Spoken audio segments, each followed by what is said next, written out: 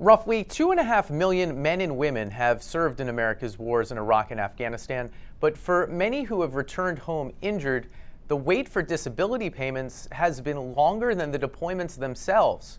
Now a congressman from Tennessee is proposing a novel solution to end the backlog. Day after day, month after month, this is what Bob Fearing did.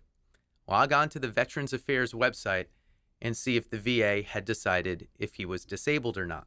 The claim was originally filed in August 30th of 2010. 2010? 2010. Almost 3 years ago. Almost 33 months to be exact. To be fair, in some ways it was a difficult question. Fearing served in Iraq as an intel specialist, won a Bronze Star for his service. He wasn't wounded, but he was tormented by his time in Iraq long after he returned. And one day my wife went to a hair appointment and I literally just had what I call a nervous breakdown. I just started crying like a baby and felt like my life was being overtaken by this thing, but I didn't know what to call this thing. Yeah.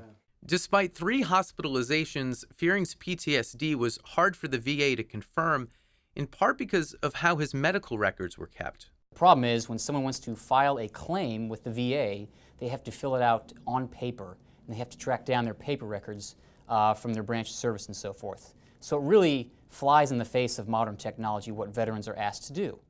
More recent military service men and women actually do have an electronic health record, but the record is kept by the Department of Defense. The VA, which evaluates health claims and pays disability, has its own electronic system, and the two can't communicate, leaving more and more vets waiting longer and longer. The average wait is now up to 11 months.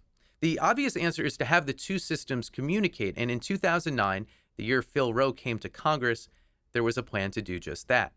So we've understood this problem for some years, and we decided we're going to invest some money into solving it, into making one comprehensive system, and they're all going to talk to each other, and it's going to work perfectly, and then what happened? And then what happened? That's a great question. What happened was, in this iteration of it, we spent over $1 billion, 300 and something million last fiscal year, and in February this year, the DOD and VA announced they just quit. They'd given up, spent over $1 billion in this time trying to get that to happen. So we're right back where we were, except... Well, let me understand this, though. We spend $1 billion, and what do we have to show for it? Not one thing.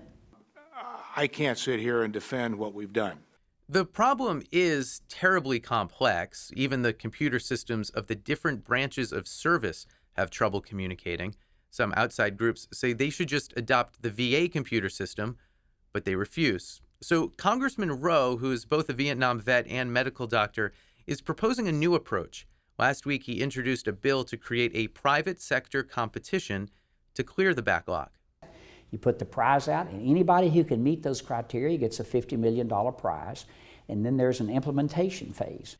That implementation awards another $125 million over 5 years. Whether it will become law or not is yet to be seen. The backlog has shrunk recently, but not by much. Many fear it could get worse as tens of thousands of veterans begin returning from Afghanistan this year. Last week, the day before we met with Bob Fearing, he finally received this letter, the VA's ultimate decision to award him 90% disability, about $2,000 a month. Was it like a big relief yesterday? I can only describe it as an extremely frustrating process, knowing that I've served my country, I did my time. When they called me and said, hey, we need you to go to Iraq, I didn't say wait 33 months, I went.